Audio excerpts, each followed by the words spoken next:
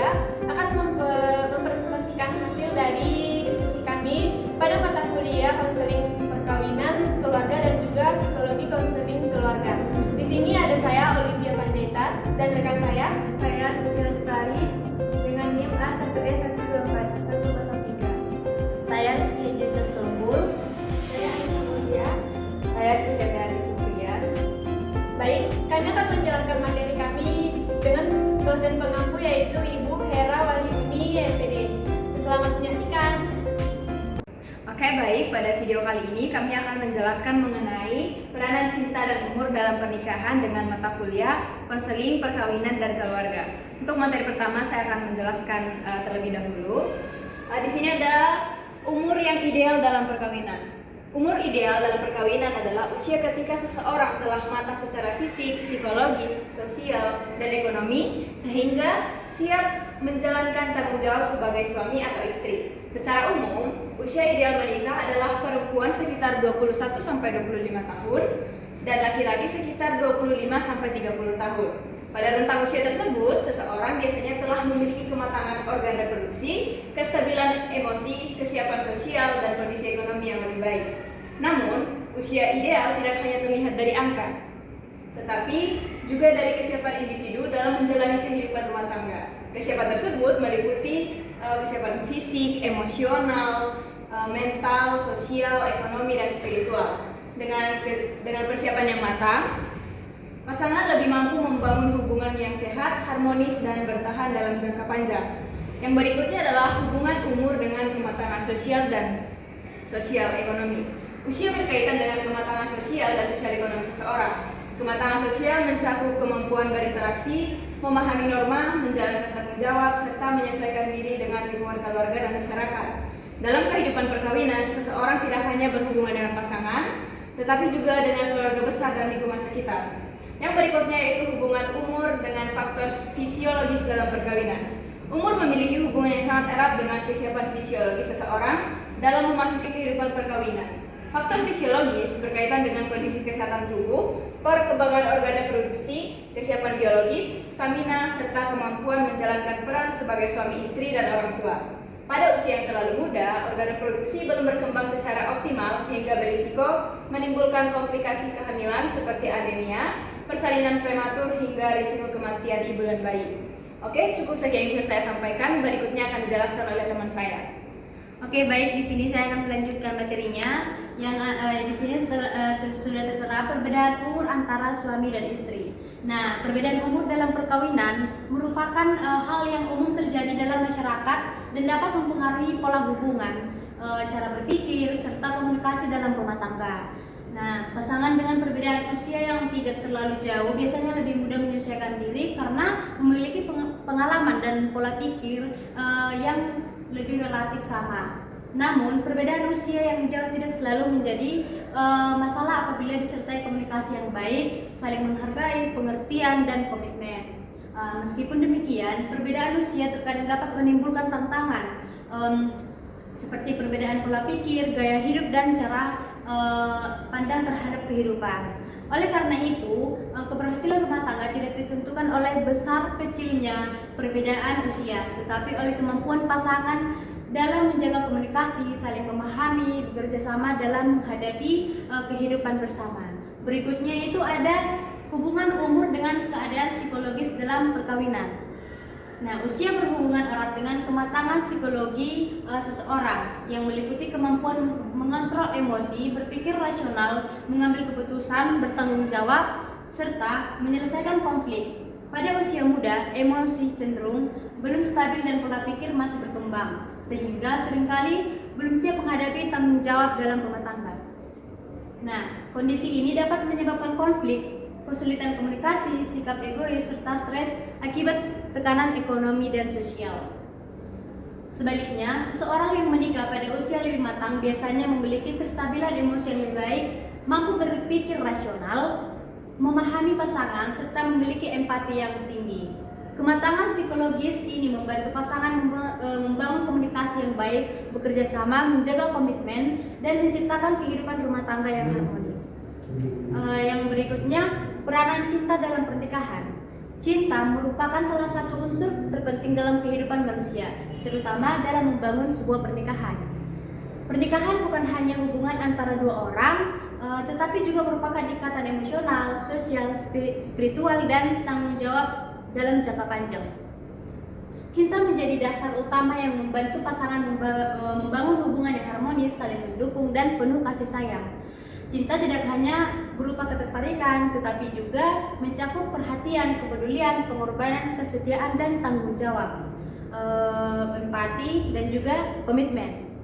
Dengan adanya cinta, pasangan lebih mudah memahami satu sama lain, menghadapi konflik, menumbuhkan rasa aman, menjalankan tanggung jawab, serta menjadi sumber motivasi dalam kehidupan keluarga, sehingga terciptanya rumah tangga yang harmonis dan sejahtera. Baik, segitu yang bisa saya sampaikan. Saya kembalikan ke moderator. Oke, baik, cukup sekian yang bisa kami sampaikan mengenai peranan cinta dan umur dalam pernikahan. Kami ucapkan terima kasih dan juga meminta maaf kalau ada beberapa kesalahan kata, mohon dimaklumi. Terima kasih.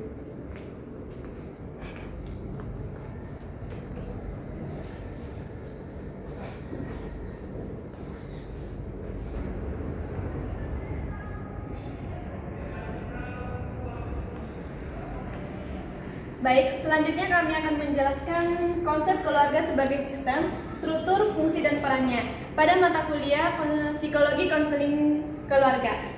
Nah, materi yang pertama itu akan dijelaskan oleh Anissa. Konsep keluarga sebagai sistem menjelaskan bahwa setiap anggota keluarga memiliki keterkaitan satu sama lain. Apabila salah satu anggota mengalami masalah, maka anggota keluarga lainnya juga akan merasakan dampaknya.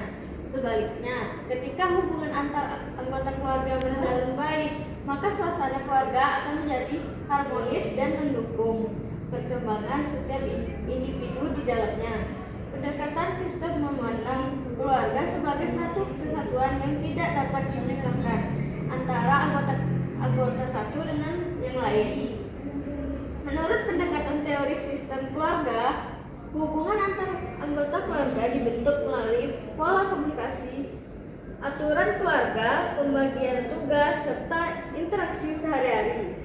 Setiap keluarga memiliki cara tersendiri dalam menyelesaikan masalah dan menyesuaikan diri terhadap perubahan. Misalnya, ketika keluarga menghadapi masalah ekonomi, maka seluruh anggota keluarga biasanya ikut menyesuaikan diri baik dalam pengeluaran maupun pola kehidupan sehari-hari. Struktur keluarga. Struktur keluarga merupakan pola atau susunan hubungan antara anggota keluarga yang menunjukkan posisi dan peran masing-masing anggota dalam keluarga.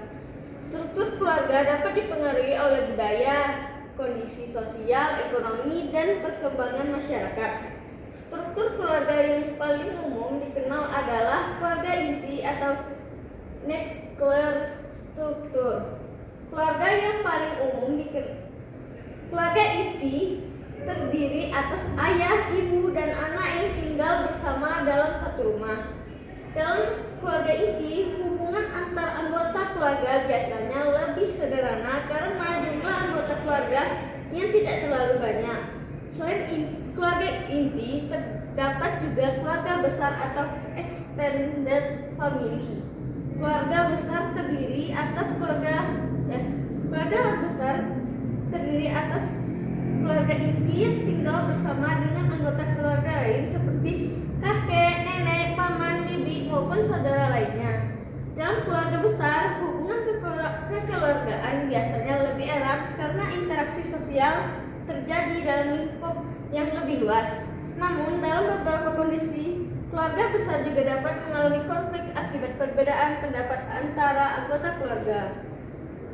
Hubungan antara anggota keluarga dalam menjaga keharmonisan. Hubungan yang sehat antara anggota keluarga merupakan faktor penting dalam menciptakan keluarga yang harmonis. Komunikasi yang baik dapat membantu anggota keluarga memahami perasaan dan kebutuhan masing-masing, sehingga konflik dapat diselesaikan dengan lebih baik. Keluarga yang harmonis biasanya ditandai dengan adanya rasa saling menghargai, keterbukaan, kerjasama, dan dukungan emosional.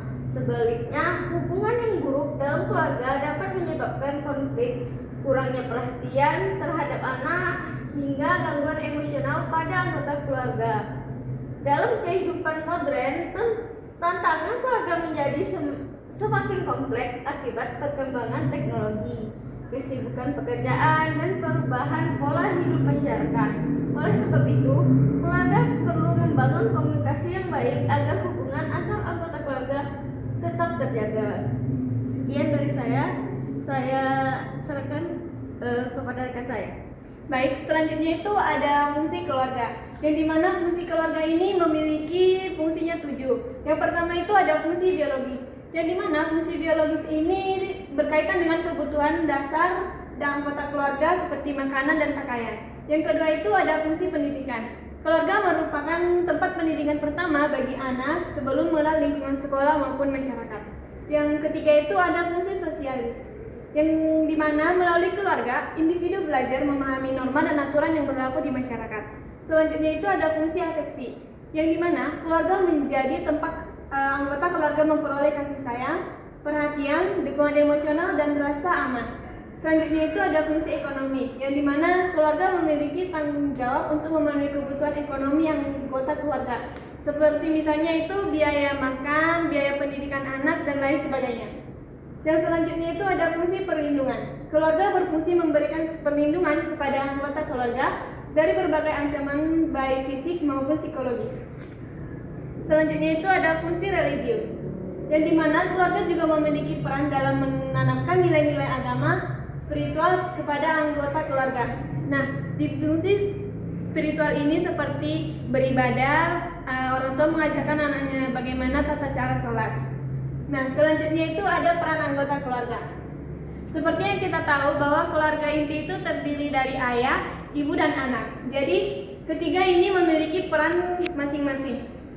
Yang dimana ayah umumnya berperan sebagai kepala keluarga yang bertanggung jawab dalam memenuhi kebutuhan ekonomi keluarga. Selanjutnya itu ada peran ibu, yang dimana ibu memiliki peran penting dalam mengurus rumah tangga, mendidik anak, memberikan kasih sayang, dan menjaga hubungan emosional dalam keluarga. Selanjutnya itu peran anak. Anak memiliki kewajiban menghormati orang tua, mematuhi aturan keluarga, dan menjalankan tanggung jawab sesuai usia dan perannya. Mungkin itu saja materi yang bisa kami sampaikan. Lebih dan kurang kami mohon maaf. Kami ucapkan banyak-banyak terima kasih. Di sini kami membuat permainan yang dimana nama permainannya itu ada ular tangga, dimana ada ini dadu dan ada pionnya. Tujuan dari permainan tersebut yaitu dimana tujuannya permainan berusaha menciptakan kotak terakhir dan finish dengan menjawab pertanyaan. Di sini ada pertanyaan, menyelesaikan tantangan dan mengumpulkan poin reward. Jumlah pemainnya ada 2-6 orang. 1 orang bertugas sebagai fasilitator atau juri. Nah, untuk cara bermainnya, semua permainan mulai dari start, dan startnya ada di sini dan juga ada angka-angka juga. Di mana permainan dilempar dadu secara bergantian. Ini ada dadu, nanti akan dilemparkan secara bergantian seperti ini. Nanti akan ada angka yang keluar seperti angka 4, dan ini ada pionnya seperti akan langsung ke angka 4. Jadi permainannya seperti itu. Nah, ada juga aturan khusus. Aturan khususnya itu jika turun karena ular, ini ada gambar ularnya. Misalkan di sini, maka langsung turun akan mendapatkan tantangan, yaitu tantangan atau pengalaman seperti ini. Mendapatkan ada contoh seperti ini. Misalkan kalau gambar tangga berarti langsung naik dan mendapat juga reward seperti reward dan tantangan juga. Mungkin itu yang bisa saya jelaskan, boleh dicoba. Oke, ini video kamu nih. Aku dulu ya. Istilah 6. 3. Aku diangkat 3. 1, 2, 3. Apa ya kira-kira? Di sini tulisannya apa arti cinta dalam pernikahan? Wow, pertanyaannya cukup berat juga ya. Nah, cinta itu merupakan dasar sebelum kita memulai hubungan. Karena konon katanya kalau di pernikahan itu ada yang katanya membangun cinta di pernikahan. Tapi akan lebih baik kalau cintanya itu sudah dimulai dari kita berpacaran. Jadi cinta itu merupakan dasar dari kita sebelum memulai hubungan, karena di cinta ini akan membangun kepercayaan seperti rasa aman gitu. Oke, tepuk tangan tuh. Aduh, sayangnya bisa. 2 nih. 1. 1. Udah tuh, karena dia kan di 1 itu kan kita masih mulai, berarti Nisa harus gitu lagi ulang. 4, berarti di nomor 5.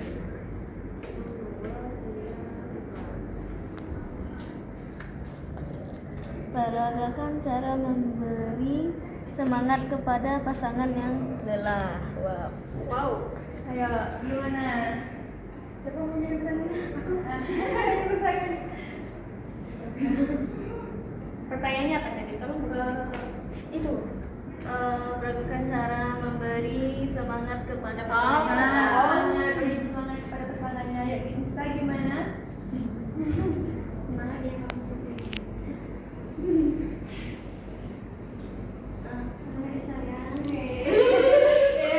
Tuh pasti bisa tuh. Ada di sini. Terima kasih sayang. Mungkin permainannya sudah dipraktekkan.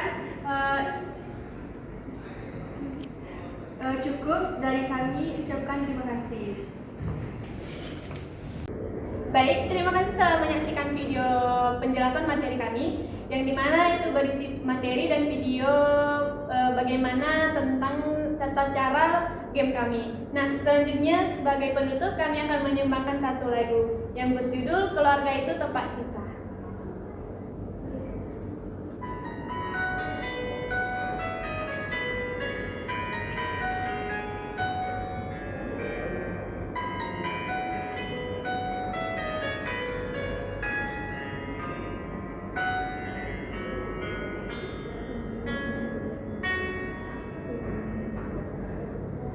Keluarga itu tempat cinta, tempat kita saling menjaga. Ayah, ibu, dan anak semua hidup rukun dan bahagia.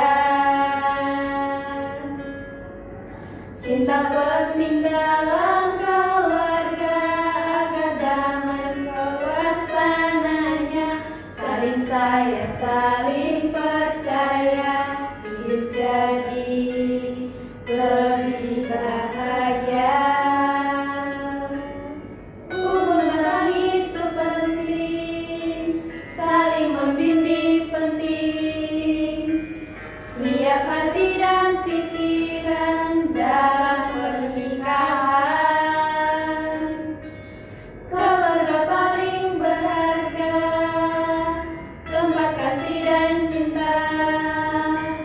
Bila semua saling menjaga, hidup damai dan bahagia. Terima kasih.